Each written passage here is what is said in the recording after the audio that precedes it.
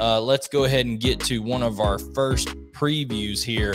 And TK, right off the bat, the game, other than, Georgia, Florida, of course, because of the rivalry, the game I'm most excited about would be the Ole Miss at Auburn game.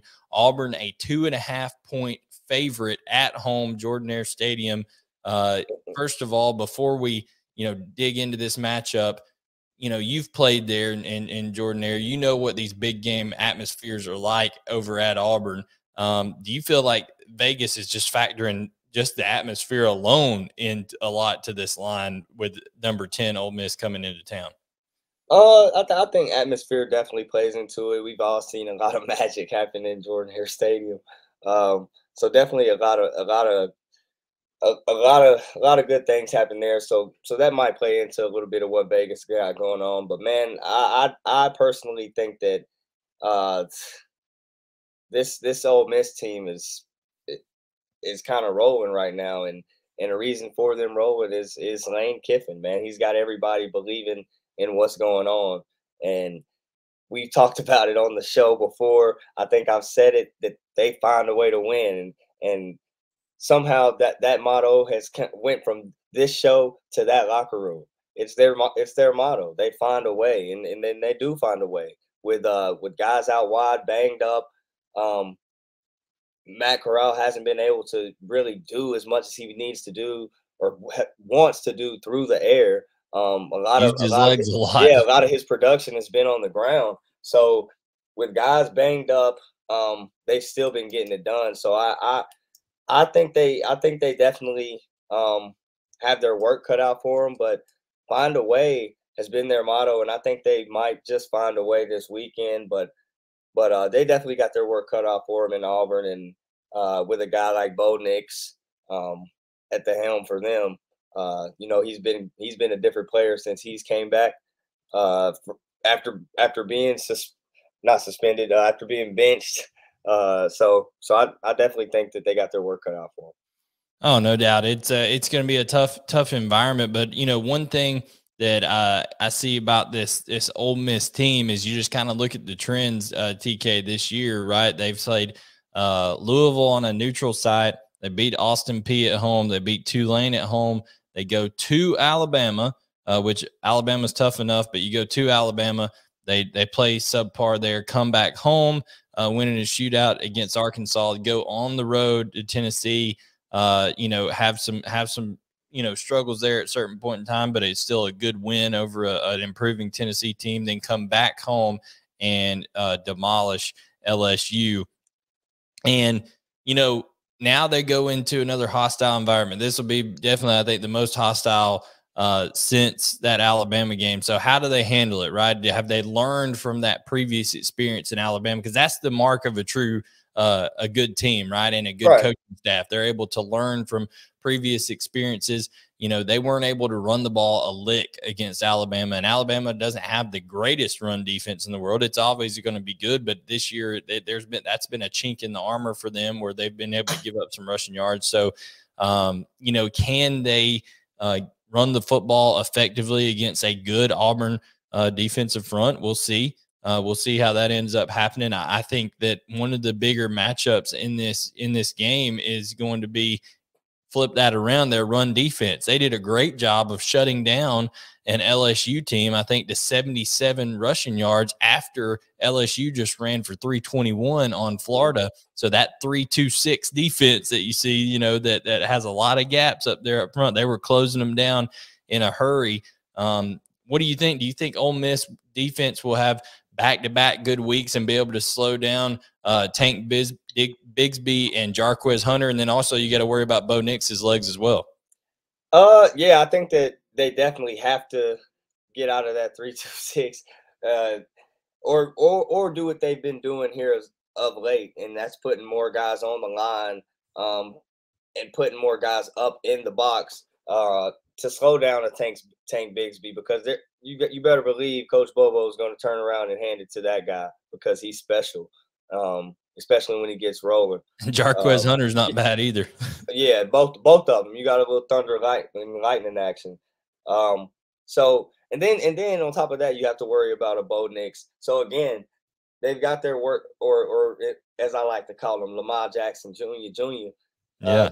Because you never know when that cat's gonna do something razzle dazzly. We've seen it this year. We've seen it before.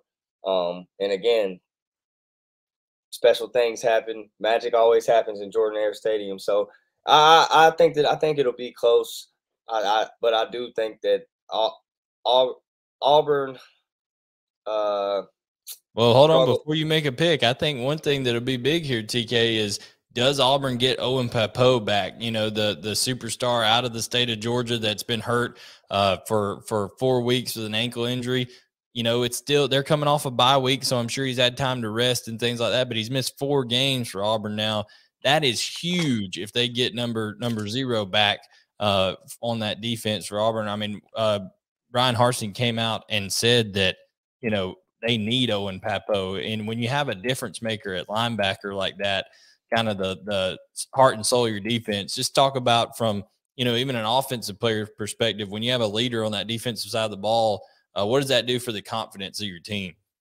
I mean, it does a lot, especially in the middle of the defense. It's a guy that communicates a lot, a guy that's very vocal, has to communicate both coverage and front assignments at times. So it definitely does a lot from that standpoint. And then you add in the energy, the effort, the playmaking ability. When guys make plays, it fires up other guys. And we talk about it at the quarterback position, but we don't talk about that same thing from a defensive perspective. When that's how your play is how you elevate the play of others on defense. So missing a guy like that is key. So definitely getting him back would be huge for that Auburn defense. Yeah, and you know, so we're gonna see how this plays out on the injury front. Like you said, some people banged up out wide. Matt Corral's had some bumps and bruises along the way, but you know that he's gonna do everything he can to try to get ready for this game. Dude, he's got Heisman capability. Obviously, again, circumstances, in my opinion, doesn't allow him to showcase those Heisman capabilities at all times. But even still, dude, he's still that caliber of player. Yeah. So given all that, we're talking about it's at Auburn. We're talking about, you know, Ole Miss trying to put, you know, 2 back-to-back weeks. You know, part of Lane Kiffin's, you know, mantra lately has been going from good to great. He sees some things in this Ole Miss team that he think they can end up being great at. Do you think that Ole Miss will be able to put together back-to-back defensive performances to play complementary football with that offense, or do you feel like Bo Nix has some magic there in Jordan-Hare Stadium? And who wins this one on Saturday? Yeah, man, I think that's the key in the game. If they can, you know, get to Bo Nix and harass him a little bit, and him not sneak out of there like he does, then I think this game goes in their favor. But obviously, points are going to be scored. Ole Miss puts up a bunch of them. But I think find a way, man. I think they find a way to get it done. I really like what Lane Kiffin and this Ole Miss team is doing. I feel like they're progressively getting better and better every week, even again, like we talked about, banged up. So I think they find a way to squeak through. 42-38. Lane Train. So 42-38. We're going Ole Miss over Auburn. That's TK's pick. I don't know if you know, we say this every week. Is it going to be high scoring with Ole Miss? And is it going to be a game where, you know, that just the over is absolutely, you know, what you take and things like that? And it seems like every time we think that, TK, the defense for Ole Miss decides to step up a little bit. And you know, they say, hey, we practice during the week too. You know, we get ready to play these games too. We watch film. They're not like Gronk over there saying when they asked Gronk, do you watch film? He said, no, I just run past people. You know, he don't have to. Tom watches his film. That's it. But no, I think you know, the over under on this one's 67. So you're definitely taking the over on that one. I'm going to say that with it being at Auburn and knowing that Mike Bobo and how he does things, and the ability to control the clock, I'm going to say Tank Bigsby and Jarquez Hunter are, they're going to, during that bye week, they've had to get right, because they didn't run the ball well against Georgia. They didn't really run it particularly well against an Arkansas team. I think that Mike Bobo and Bryan Harsin make a concerted effort during that bye week and this week of practice preparing for Ole Miss. That atmosphere, I was on the field for the Georgia-Auburn game, and when Auburn had that momentum early in that game, TK. Boy, they got a first down. No, but I'm saying when they had some success earlier in that game, it gets loud. I'm just telling you, there's speakers on the field, all that kind of, that huge scoreboard they have, all that kind of stuff. It gets really loud, and I just don't know that Ole Miss, even though Lane Kiffin and that program have done a lot of good things this year, I don't know if they're quite ready for that environment. Maybe they've learned from Alabama. We'll see. I will say this. I think Auburn's crowd is much louder than Alabama's crowd. Alabama's a more, hey, we're entitled, entertain me type crowd, like, hey, do something great so I can golf clap type deal. They're used to this. Yeah, there's not. It takes a little bit to get those guys excited. When you got so many rings on your fingers, it's weighing your hands down. It's hard to clap. You know what I'm saying? But we'll have Auburn's. I think Auburn's atmosphere, Bo Nix's ability to ad-lib. I think Bo Nix outduels Matt Corral in this game. I don't think that Ole Miss has that great of a secondary. It's going to allow Auburn's receivers to look better than what they are. Demetrius Robertson, I think, will play, and then that run game will get going. I like Auburn to win this one close, maybe a field goal late. I'm going to take Auburn to win. I'm going to take Auburn to win 34-31 over Ole Miss. So I'm going to take Auburn to cover, and I'm going to take the under on this one because the 67 is over. So that's my take on that one, TK.